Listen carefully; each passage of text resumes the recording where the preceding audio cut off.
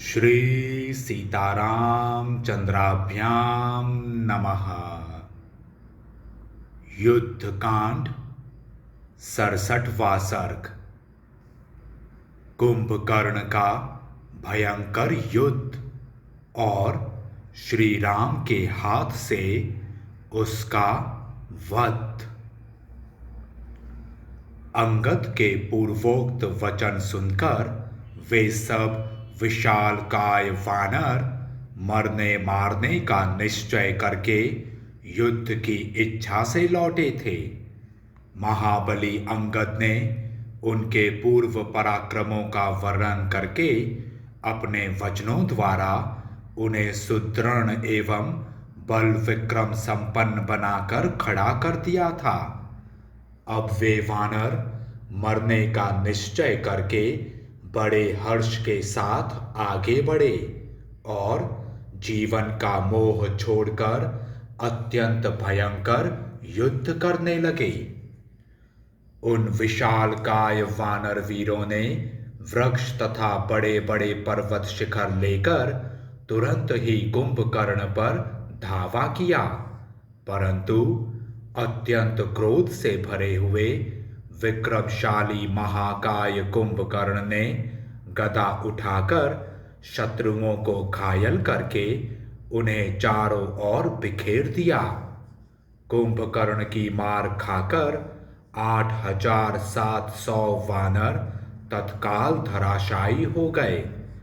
वह 16, 8, 10, 20 और 30 वानरों को अपनी दोनों भुजाओं से समेट लेता और जैसे गरुड़ सर्पों को खाता है उसी प्रकार अत्यंत क्रोधपूर्वक उनका भक्षण करता हुआ सब और दौड़ता फिरता था।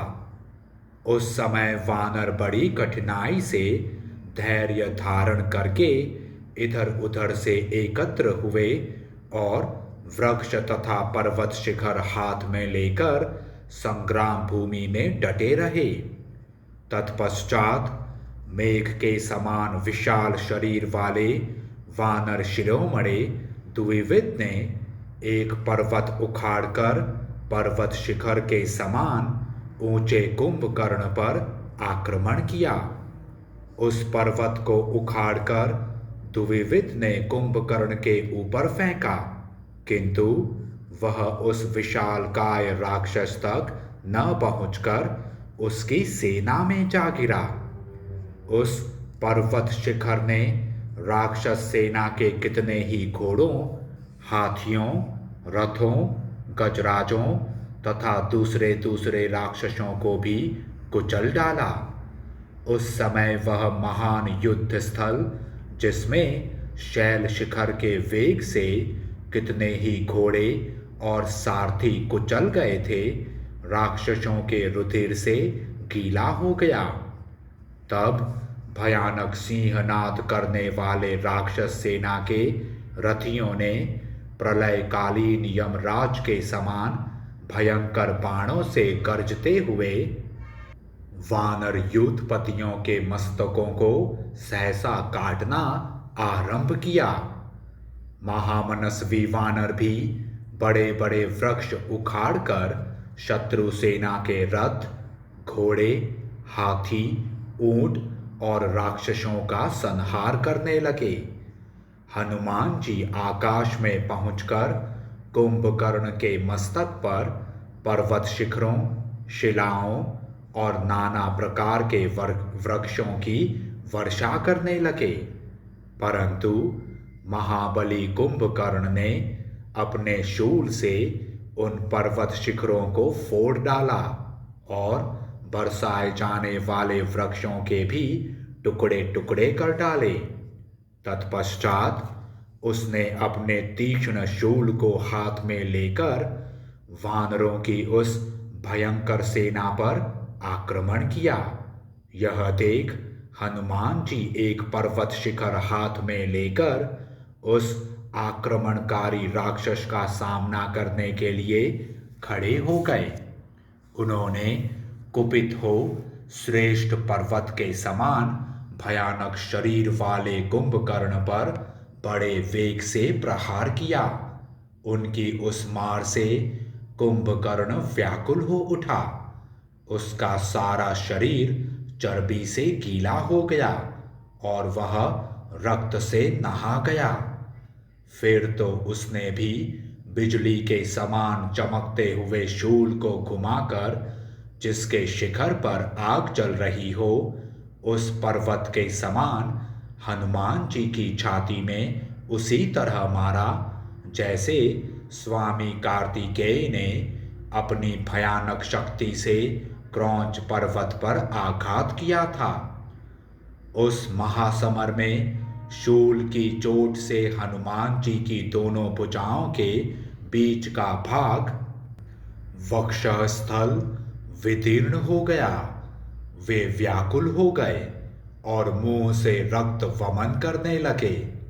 उस समय पीड़ा के मारे उन्होंने बड़ा भयंकर आर्तनाद किया, जो प्रलय काल के मेघों की गर्जना के समान जान पड़ता था।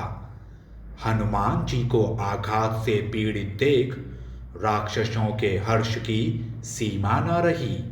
वे सहसा जोर जोर से कोलाहल करने लगे। इधर कुंभकर्ण के भय से पीड़ित एवं व्यथित हुए वानर युद्ध भूमि छोड़कर भागने लगे। यह देख बलवान नील ने वानर सेना को धैर्य बंधाने एवं सुस्थिर रखने के लिए बुद्धिमान कुंभकर्ण पर एक पर्वत का शिखर चलाया। उस पर्वत शिखर को अपने ऊपर आता देख कुंभकर्ण ने उस पर मुक्के से आघात किया। उसका मुक्का लगते ही वह शिखर चूर चूर होकर बिखर गया और आग की चिंगारियां तथा लपटें निकालता हुआ पृथ्वी पर गिर पड़ा। इसके बाद ऋषभ, शरभ, नील, गवाक्ष और गंधमादन, इन 5 प्रमुख वानर वीरों ने कुंभकर्ण पर धावा किया। वे महाबली वीर चारों ओर से घेर कर युद्ध स्थल में महाकाय कुंभकर्ण को पर्वतों, वृक्षों, थप्पड़ों, लातों और मुक्कों से मारने लगे। यद्यपि ये लोग बड़े जोर जोर से प्रहार करते थे, तथापि उसे ऐसा जान पड़ता था मानो कोई धीरे से छू रहा हो।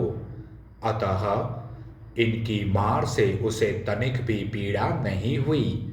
उसने महान वेगशाली ऋषभ को अपनी दोनों भुजाओं में भर लिया। कुंभकर्ण की दोनों भुजाओं से दबकर पीड़ित हुए भयंकर वानर शिरोमणि ऋषभ के मुंह से खून निकलने लगा और वे पृथ्वी पर गिर पड़े।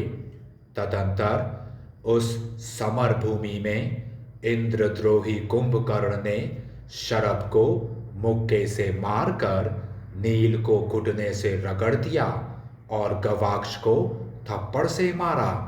फिर क्रोध से भरकर उसने गंधमादन को बड़े वेग से लात मारी। उसके प्रहार से व्यथित हुए वानर मूर्छित हो गए और रक्त से नहा उठे। फिर कटे हुए पलाश वृक्ष की भांति पृथ्वी पर गिर पड़े।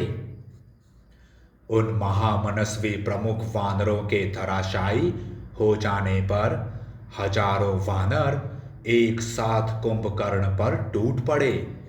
पर्वत के समान प्रतीत होने वाले वे समस्त महाबली वानर यूथपति उस पर्वताकार राक्षस के ऊपर चढ़ गए और उछल उछल कर उसे दांतों से काटने लगे। वे वानर शिरोमणि नखों, दांतों, मुक्कों और हाथों से महाबाहु कुंभकर्ण को मारने लगे।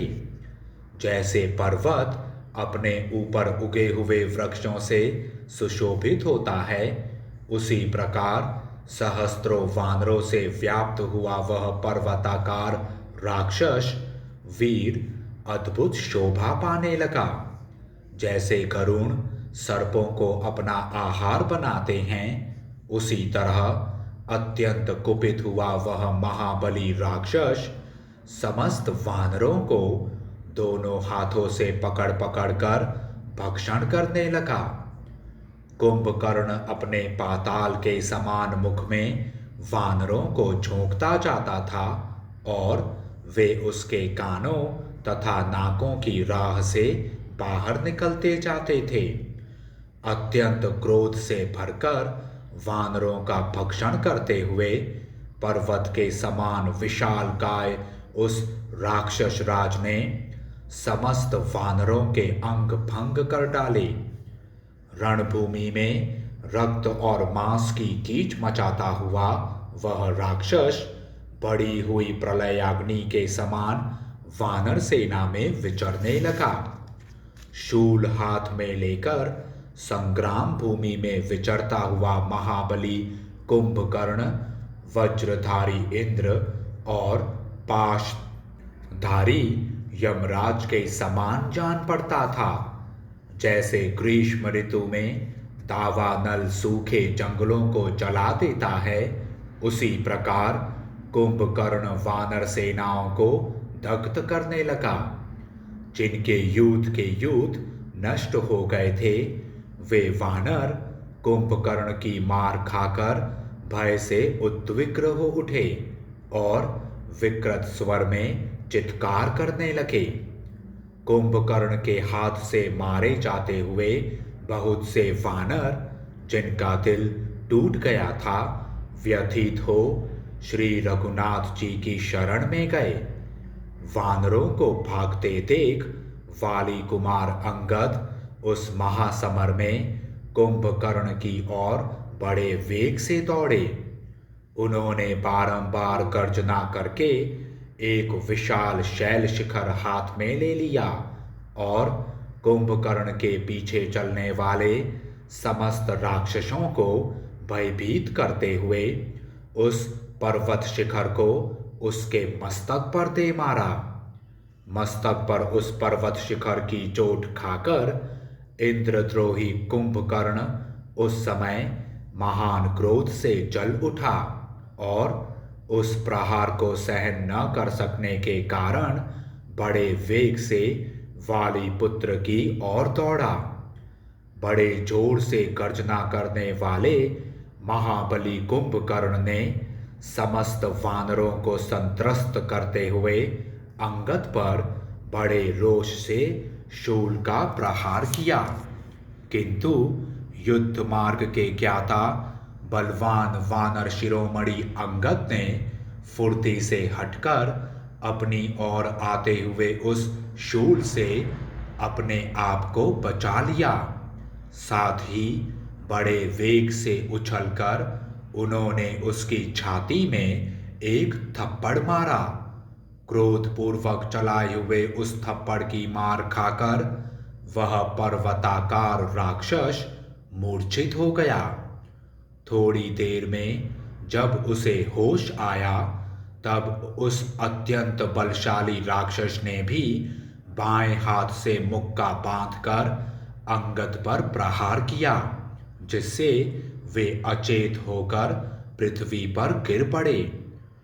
वानर प्रवर अंगद के अचेत एवं धराशायी हो जाने पर कुंभकर्ण वही शूल लेकर सुग्रीव की ओर दौड़ा। महाबली कुंभकर्ण को अपनी ओर आते देख वीर वानर राज सुग्रीव तत्काल ऊपर की ओर उछले।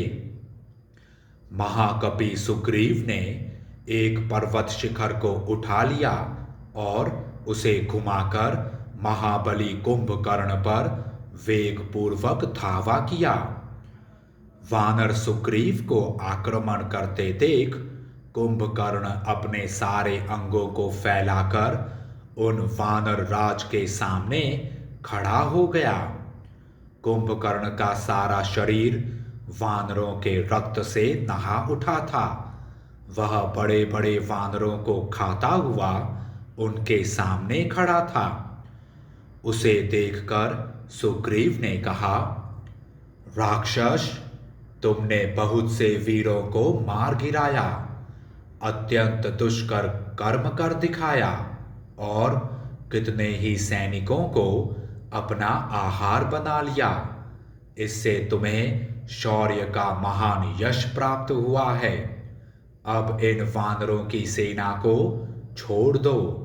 इन साधारण बंदरों से लड़कर क्या करोगे? यदि शक्ति हो तो मेरे चलाए हुए इस पर्वत की एक ही चोट सह लो।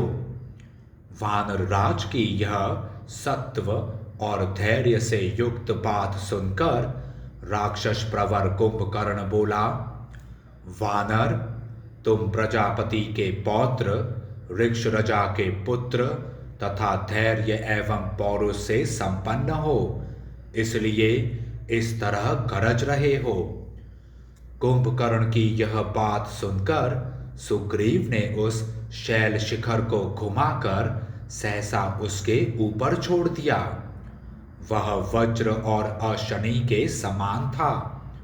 उसके द्वारा उन्होंने कुंभकर्ण की छाती में गहरी चोट पहुंचाई, किंतु उसके विशाल वक्षस्थल से टकराकर वह शैल शिखर सहसा चूर चूर हो गया।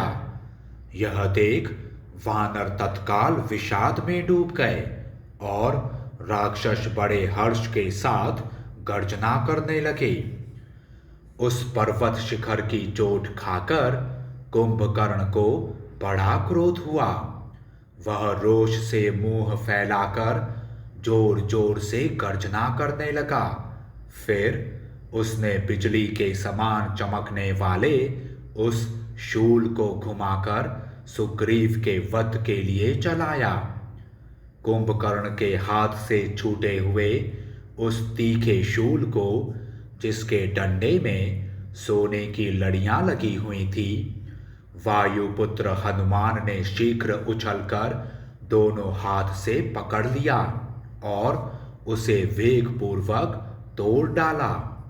वह महान शूल 1000 भार काले लोहे का बना हुआ था, जिसे हनुमान जी ने बड़े हर्ष के साथ अपने घुटनों में लगाकर तत्काल तोड़ दिया। हनुमान जी के द्वारा शूल को तोड़ा गया देख वानर सेना बड़े हर्ष से भरकर बारंबार सिंहनाद करने लगी और चारों ओर दौड़ लगाने लगी, परंतु वह राक्षस भय से थर्रा उठा। उसके मुख पर उदासी छा गई और वनचारी वानर अत्यंत प्रसन्न हो सिंहनाद करने लगे। उन सब ने शूल को खंडित हुआ देख पवन कुमार हनुमान जी की बुरी बुरी प्रशंसा की। इस प्रकार उस शूल को भग्र हुआ देख महाकाय राक्षस राज कुंभकर्ण को बड़ा क्रोध हुआ और उसने लंका के निकटवर्ती मलय पर्वत का शिखर उठाकर सुग्रीव के निकट जा उन पर दे मारा। उस शैल शिखर से आहत हो वानर राज सुग्रीव अपने सुध-बुध खो बैठे और युद्ध भूमि में गिर पड़े। उन्हें अचेत होकर पृथ्वी पर पड़ा देख निशाचरों को बड़ी प्रसन्नता हुई और वे रण क्षेत्र में सिंहनाद करने लगे। तदंतर कुंभकर्ण ने युद्ध स्थल में अद्भुत एवं भयानक पराक्रम प्रकट करने वाले वानर राज सुग्रीव के पास जाकर उन्हें उठा लिया और जैसे प्रचंड वायु बादलों को उड़ा ले जाती है, उसी तरह वह उन्हें हर ले गया। कुंभकर्ण का स्वरूप मेरु पर्वत के समान जान पड़ता था। वह महान मेघ के समान रूप वाले सुग्रीव को उठाकर जब युद्ध स्थल से चला, उस समय भयानक ऊंचे शिखरों वाले मेरुगिरी के समान ही शोभा पाने लगा। उन्हें लेकर वह वीर राक्षस राज लंका की ओर चल दिया। उस समय युद्ध स्थल में सभी राक्षस उसकी स्तुति कर रहे थे। वानर राज के पकड़े जाने से आश्चर्यचकित हुए देवताओं का दुख जनित शब्द उसे स्पष्ट सुनाई दे रहा था। इंद्र के समान पराक्रमी इंद्रद्रोही कुंभकर्ण ने उस समय देवेंद्र तुल्य तेजस्वी वानर राज सुग्रीव को पकड़कर मन ही मन यह मान लिया कि इनके मारे जाने से श्री राम सहित यह सारी वानर सेना स्वतः नष्ट हो जाएगी। वानरों की सेना इधर उधर भाग रही है और वानर राज सुग्रीव को कुंभकर्ण ने पकड़ लिया है। यह देखकर बुद्धिमान पवन कुमार हनुमान ने सोचा, सुग्रीव के इस प्रकार पकड़ लिए जाने पर मुझे क्या करना चाहिए।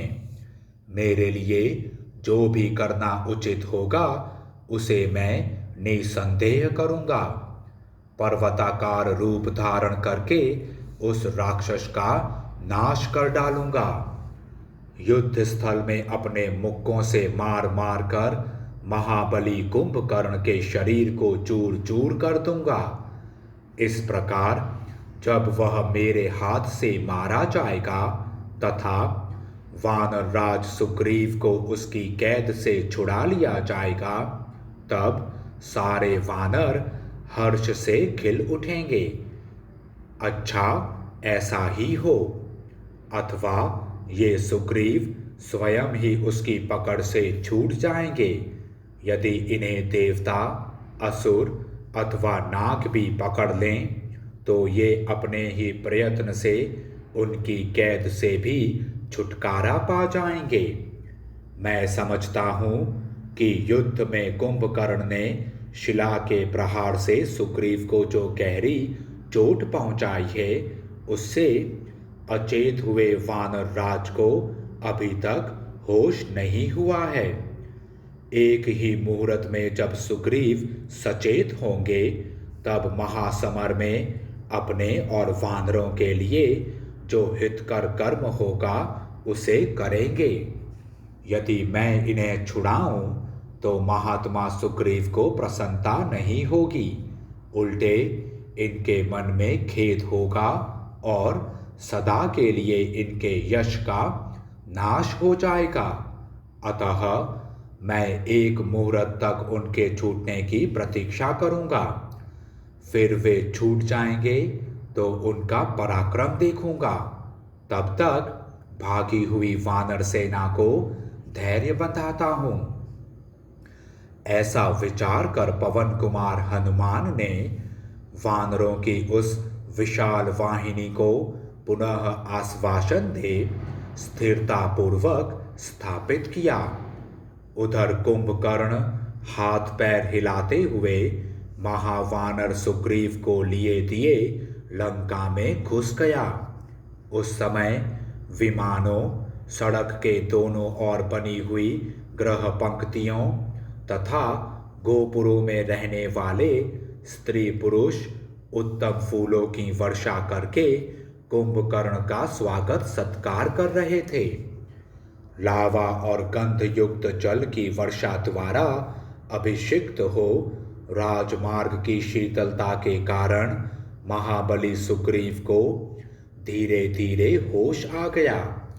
तब बड़ी कठिनाई से सचेत हो बलवान कुंभकर्ण की भुजाओं में दबे हुए महात्मा सुग्रीव नगर और राजमार्ग की ओर देखकर बारंबार इस प्रकार विचार करने लगे। इस प्रकार इस राक्षस की पकड़ में आकर अब मैं किस तरह इससे भरपूर बदला ले सकता हूँ। मैं वही करूँगा जिससे वानरों का अभीष्ट और हितकर कार्य हो। ऐसा निश्चय करके वानरों के राजा सुग्रीव ने सहसा हाथों के तीखे नखों द्वारा इंद्र शत्रु कुंभकर्ण के दोनों कान नोच लिए, दांतों से उसकी नाक काट ली और अपने पैरों के नखों से उस राक्षस की दोनों पसलियां फाड़ डाली। सुग्रीव के दांतों और नखों से दोनों कानों का निम्न भाग और नाक कट जाने तथा पार्श्व भाग के विदीर्ण हो जाने से कुंभकर्ण का सारा शरीर लहूलुहान हो गया। तब उसे बड़ा रोष हुआ और उसने सुग्रीव को घुमाकर भूमि पर पटक दिया। पटक कर वह उन्हें भूमि पर रगड़ने लगा। भयानक बलशाली कुंभकर्ण जब उन्हें पृथ्वी पर रगड़ रहा था और वे देवद्रोही राक्षस उन पर सब ओर से चोट कर रहे थे, उसी समय सुग्रीव सहसा गेंद की भांति वेगपूर्वक आकाश में उछले और पुनः श्री रामचंद्र जी से आ मिले। महाबली कुंभकर्ण अपनी नाक और कान खो बैठा। उसके अंगों से इस तरह खून बहने लगा जैसे पर्वत से पानी के झरने गिरते हैं। वह रक्त से नहा उठा और झरनों से युक्त शैल शिखर की भांति शोभा पाने लगा। महाकाय राक्षस रक्त से नहाकर और भी भयानक दिखाई देने लगा। उस निशाचर ने पुनः शत्रु के सामने जाकर युद्ध करने का विचार किया। अमर्षपूर्वक रक्त वमन करता हुआ रावण का छोटा भाई कुंभकर्ण, जिसके शरीर का रंग काले मेघ के समान था, संध्या काल के बादल की भांति सुशोभित हो रहा था। सुग्रीव के निकल भागने पर वह इंद्रद्रोही राक्षस फिर युद्ध के लिए दौड़ा। उस समय यह सोचकर कि मेरे पास कोई हथियार नहीं है, उसने एक बड़ा भयंकर मुद्गर ले लिया। तदंतर महाबलशाली राक्षस कुंभकर्ण सहसा लंकापुरी से निकलकर प्रजा का भक्षण करने वाली प्रलय काल की प्रज्वलित अग्नि के समान उस भयंकर वानर सेना को युद्ध स्थल में अपना आहार बनाने लगा। उस समय कुंभकर्ण को भूख सता रही थी, अतएव वह रक्त और मांस के लिए लालायित हो रहा था। उसने उस भयंकर वानर सेना में प्रवेश करके मोहवश वानरों और भालुओं के साथ साथ राक्षसों तथा पिशाचों को भी खाना आरंभ कर दिया। वह प्रधान प्रधान वानरों को उसी प्रकार अपना ग्रास बना रहा था जैसे प्रलय काल में मृत्यु प्राणियों के प्राणों का अपहरण करती है। वह बड़ी उतावली के साथ एक हाथ से क्रोधपूर्वक 1, 2, 3 तथा बहुत बहुत राक्षसों और वानरों को समेटकर अपने मुंह में झोंक लेता था। उस समय वह महाबली निशाचर पर्वत शिखरों की मार खाता हुआ भी मुंह से वानरों की चर्बी और रक्त गिराता हुआ उन सब का भक्षण कर रहा था। उसके द्वारा खाए जाते हुए वानर भयभीत हो उस समय भगवान श्री राम की शरण में गए। उधर कुंभकर्ण अत्यंत कुपित हो वानरों को अपना आहार बनाता हुआ सब और उन पर धावा करने लगा। वह 7, 8, 20, 30 तथा 100 वानरों को अपनी दोनों भुजाओं में भर लेता और उन्हें खाता हुआ रणभूमि में दौड़ता फिरता था। उसके शरीर में मेद, चर्बी और रक्त लिपटे हुए थे। उसके कानों में आंतों की मालाएं उलझी हुई थीं तथा उसकी दाढ़ें बहुत तीखी थीं। वह महाप्रलय के समान प्राणियों का संहार करने वाले विशाल रूपधारी काल के समान वानरों पर शूलों की वर्षा कर रहा था। उस समय शत्रु नगरी पर विजय पाने वाले तथा शत्रुओं का संहार करने वाले सुमित्रा कुमार लक्ष्मण कुपित होकर उस राक्षस के साथ युद्ध करने लगे। उन पराक्रमी लक्ष्मण ने कुंभकर्ण के शरीर में 7 बाण धसा दिए। फिर दूसरे बाण लिए और उन्हें भी उस पर छोड़ दिया। उनसे पीड़ित हुए उस राक्षस ने लक्ष्मण के उस अस्त्र को निःशेष कर दिया। तब सुमित्रा के आनंद को बढ़ाने वाले बलवान लक्ष्मण को बड़ा क्रोध हुआ। उन्होंने कुंभकर्ण के सुवर्ण निर्मित सुंदर एवं दीप्तिमान कवच को अपने बाणों से ढककर उसी तरह अदृश्य कर दिया जैसे हवा ने संध्या काल के बादल को उखाड़कर अदृश्य कर दिया हो। काले कोयले के ढेर की सी कांति वाला कुंभकर्ण लक्ष्मण के सुवर्ण भूषित बाणों से आच्छादित हो मेघों से ढके हुए अंशुमाली सूर्य के समान शोभा पा रहा था।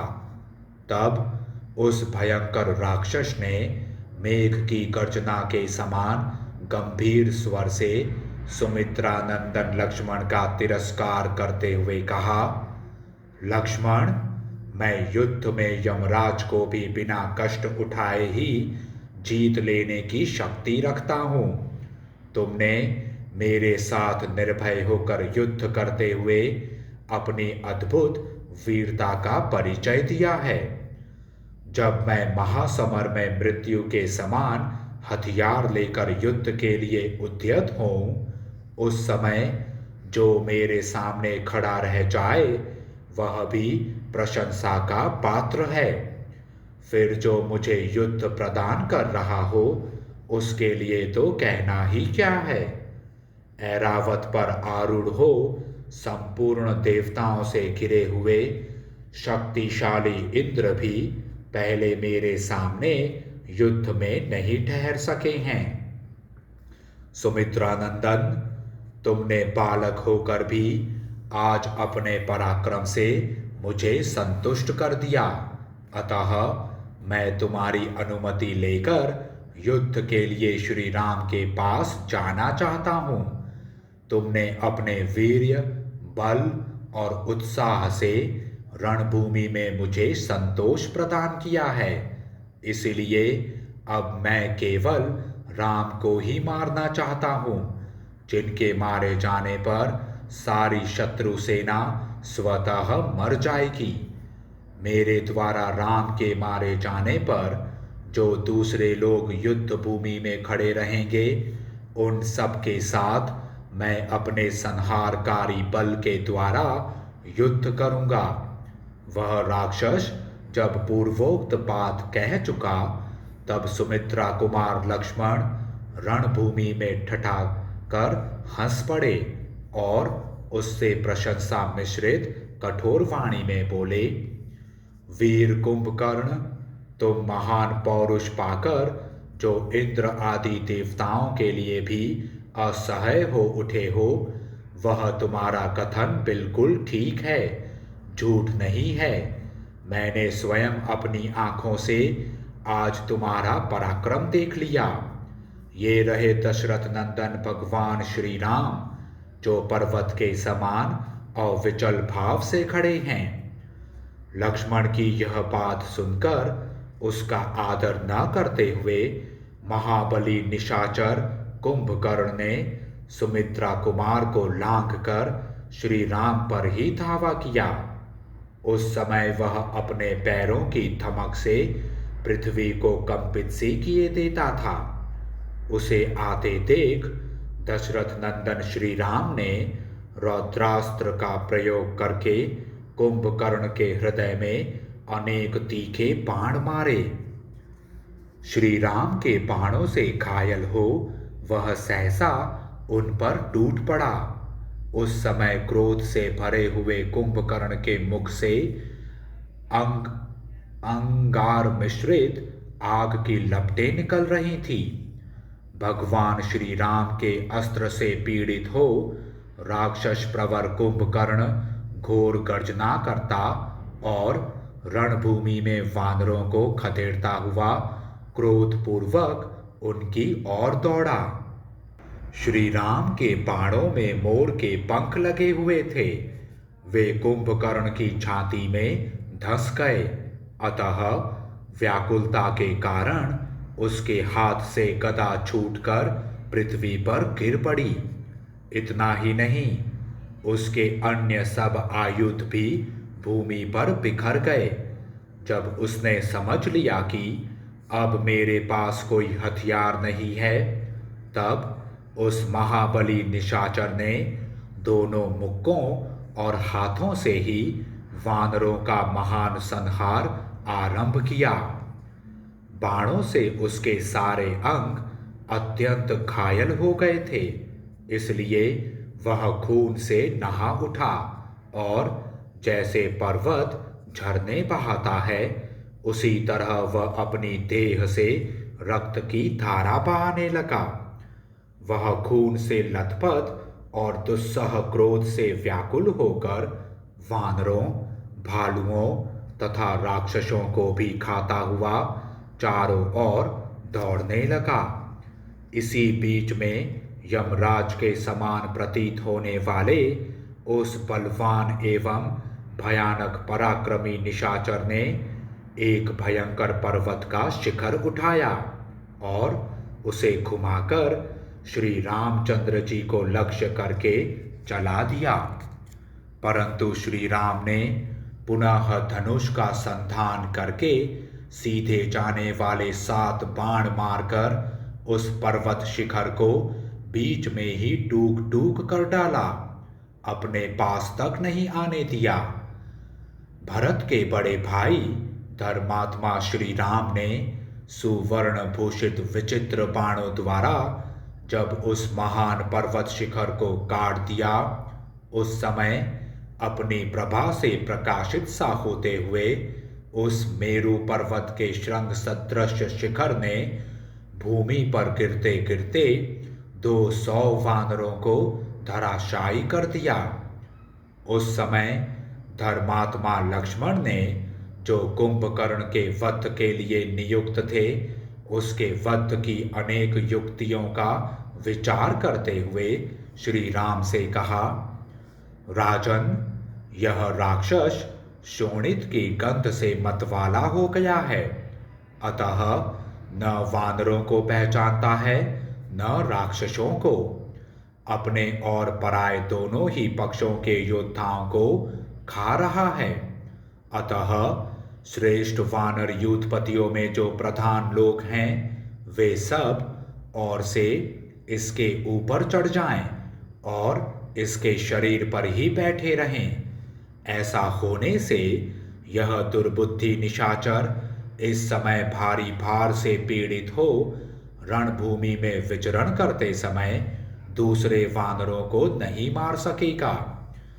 बुद्धिमान राजकुमार लक्ष्मण की यह बात सुनकर वे महाबली वानर यूथपति बड़े हर्ष के साथ कुंभकर्ण पर चढ़ गए।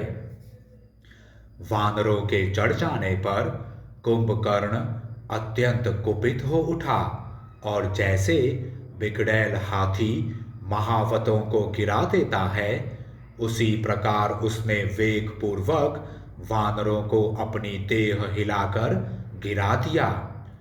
उन सबको गिराया गया देख श्री राम ने यह समझ लिया कि कुंभकर्ण रुष्ट हो गया है।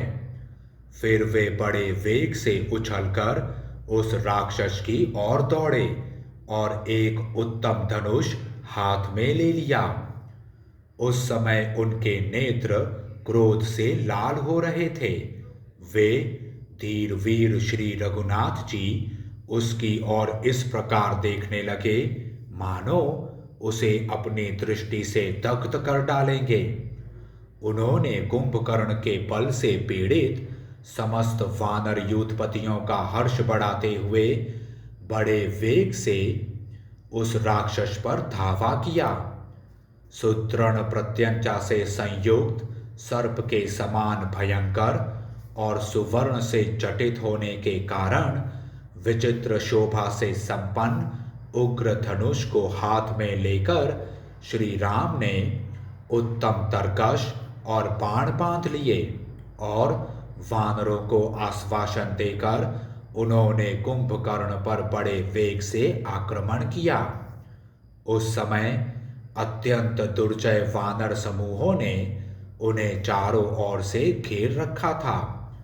लक्ष्मण उनके पीछे पीछे चल रहे थे। इस प्रकार वे महाबली वीर श्री राम आगे बढ़े। उन महान बलशाली श्री राम ने देखा, महाकाय शत्रु दमन कुंभकर्ण मस्तक पर किरीट धारण किए सब और धावा कर रहा है। उसके सारे अंग खून से लथपथ हो रहे हैं। वह रोष से भरे हुए दिग्गज की भांति क्रोधपूर्वक वानरों को खोज रहा है और उन सब पर आक्रमण करता है। बहुत से राक्षस उसे घेरे हुए हैं। वह विंध्य और मंदराचल के समान जान पड़ता है।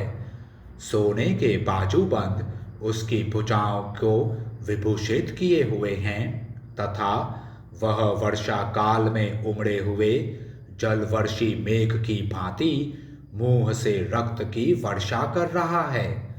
जीवा के द्वारा रक्त से भीगे हुए जबड़े चाट रहा है और प्रलय काल के संहारकारी यमराज की भांति वानरों की सेना को रौंद रहा है।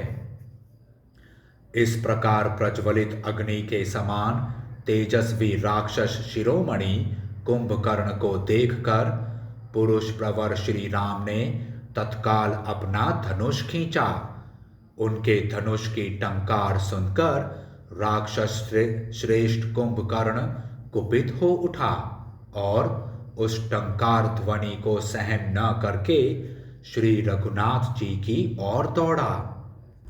तदंतर जिनकी भुजाएं नागराज वासुकी के समान विशाल और मोटी थी, उन भगवान श्री राम ने पवन की प्रेरणा से उमड़े हुए मेघ के समान काले और पर्वत के समान ऊंचे शरीर वाले कुंभकर्ण को आक्रमण करते देख रणभूमि में उससे कहा, राक्षस राज आओ, विषाद न करो, मैं धनुष लेकर खड़ा हूं। मुझे राक्षस वंश का विनाश करने वाला समझो। अब तुम भी दो ही घड़ी में अपनी चेतना खो बैठोगे। यही राम है। यह जानकर वह राक्षस विकृत स्वर में अट्टहास करने लगा और अत्यंत कुपित हो रण क्षेत्र में वानरों को भागता हुआ उनकी ओर दौड़ा। महातेजस्वी कुंभकर्ण समस्त वानरों के हृदय को विदीर्ण सा करता हुआ विकृत स्वर में जोर जोर से हंसकर मेघ गर्जना के समान गंभीर एवं भयंकर वाणी में श्री रघुनाथ जी से बोला, राम, मुझे विराट, कबंध और खर नहीं समझना चाहिए। मैं मारीच और वाली भी नहीं हूं। यह कुंभकर्ण तुमसे लड़ने आया है। मेरे इस भयंकर एवं विशाल मुदगर की ओर देखो। यह सब का सब काले लोहे का बना हुआ है। मैंने पूर्व काल में इसी के द्वारा समस्त देवताओं और दानवों को परास्त किया है। मेरे नाक कान नीचे से कट गए हैं। ऐसा समझकर तुम्हें मेरी अवहेलना नहीं करनी चाहिए। इन दोनों अंगों के नष्ट होने से मुझे थोड़ी सी भी पीड़ा नहीं होती है। निष्पाप रघुनंदन, तुम इक्ष्वाकु वंश के वीर पुरुष हो, अतः मेरे अंगों पर अपना पराक्रम दिखाओ। तुम्हारे पौरुष एवं बल विक्रम को देख लेने के बाद ही मैं तुम्हें खाऊंगा। कुंभकर्ण की यह बात सुनकर श्री राम ने उसके ऊपर सुंदर पंख वाले बहुत से बाण मारे। वज्र के समान वेग वाले उन बाणों की गहरी चोट खाने पर भी वह देवद्रोही राक्षस न तो शुद्ध हुआ और न व्यथित ही। जिन बाणों से श्रेष्ठ साल वृक्ष काटे गए और वानर राज वाली का वध हुआ, वे ही वज्रोपम बाण उस समय कुंभकर्ण के शरीर को व्यथा न पहुंचा सके। देवराज इंद्र का शत्रु कुंभकर्ण जल की धारा के समान श्री राम की बाण वर्षा को अपने शरीर से पीने लगा और भयंकर वेगशाली मुदगर को चारों ओर से घुमा घुमा कर उनके बाणों के महान वेग को नष्ट करने लगा। तदंतर वह राक्षस देवताओं की विशाल सेना को भयभीत करने वाले और खून से लिपटे हुए उस उग्र वेगशाली मुदगर को घुमा घुमा कर वानरों की वाहिनी को खदेड़ने लगा। यह देख भगवान श्री राम ने वायव्य नामक दूसरे अस्त्र का संधान करके उसे कुंभकर्ण पर चलाया और उसके द्वारा उस निशाचर की मुदगर सहित दाहिनी बाह काट डाली। बाह कट जाने पर वह राक्षस भयानक आवाज में चित्कार करने लगा। श्री रघुनाथ जी के बाण से कटी हुई वह बाह, जो पर्वत शिखर के समान जान पड़ती थी, मुदगर के साथ ही वानरों की सेना में गिरी। उसके नीचे दबकर कितने ही वानर सैनिक अपने प्राणों से हाथ धो बैठे।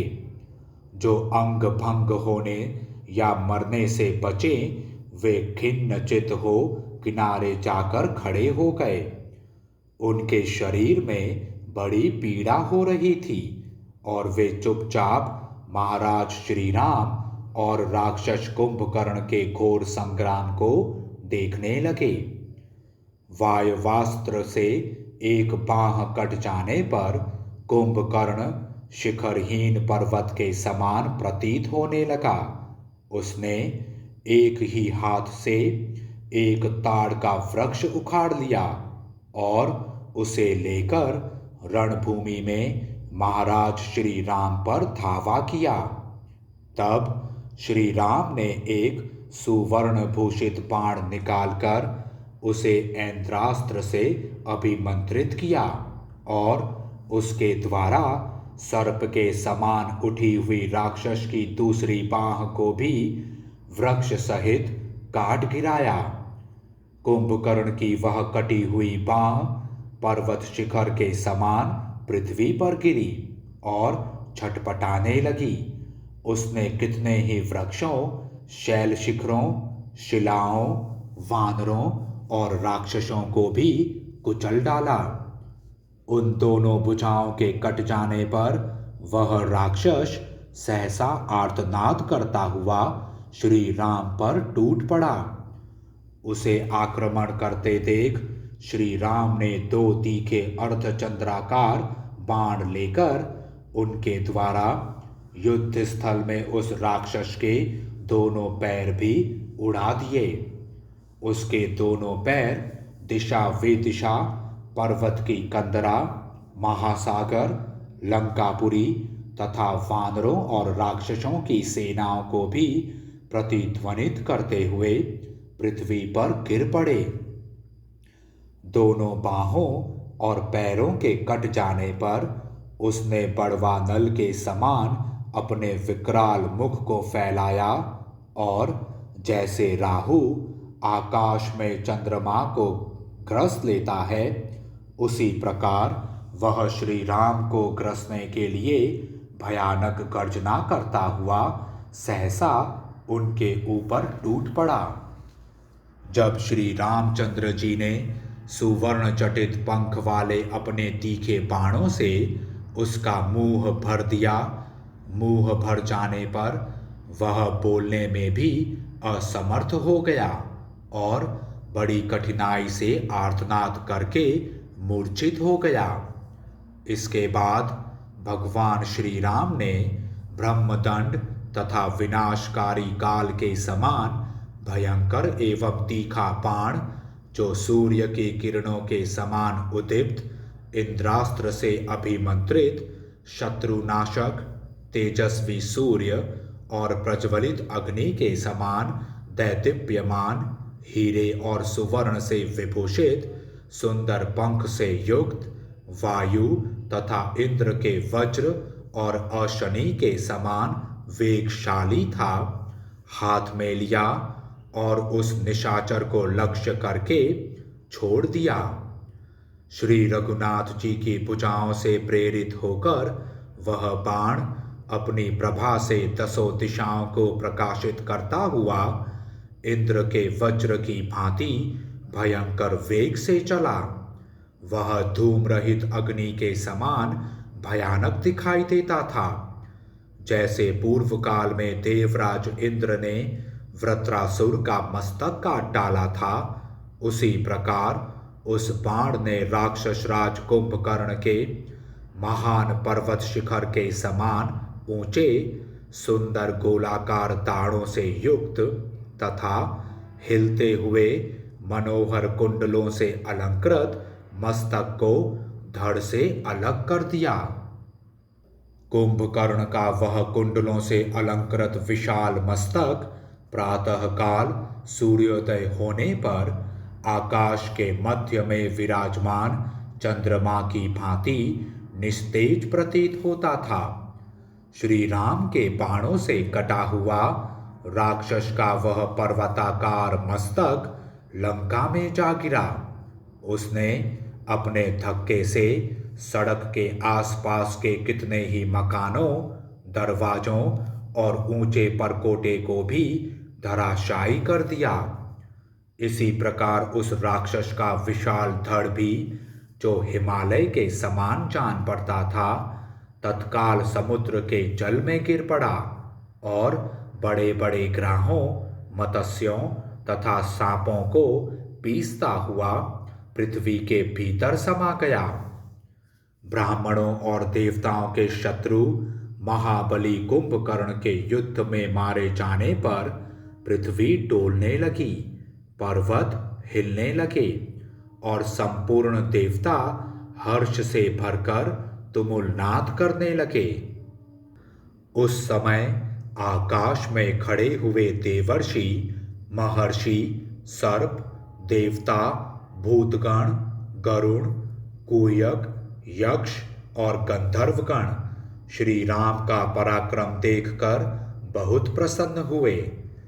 कुंभकर्ण के महान वध से राक्षस राज रावण के मनस्वी बंधुओं को बड़ा दुख हुआ।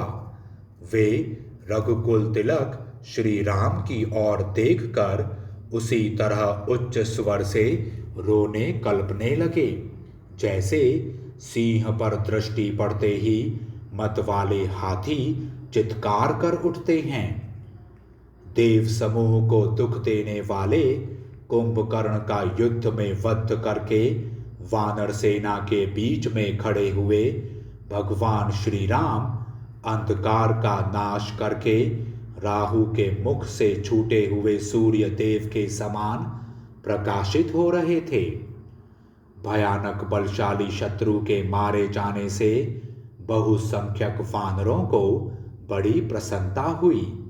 उनके मुख विकसित कमल की भांति हर्षोल्लास से खिल उठे तथा उन्होंने सफल मनोरथ हुए राजकुमार भगवान श्री राम की भूरी भूरी प्रशंसा की।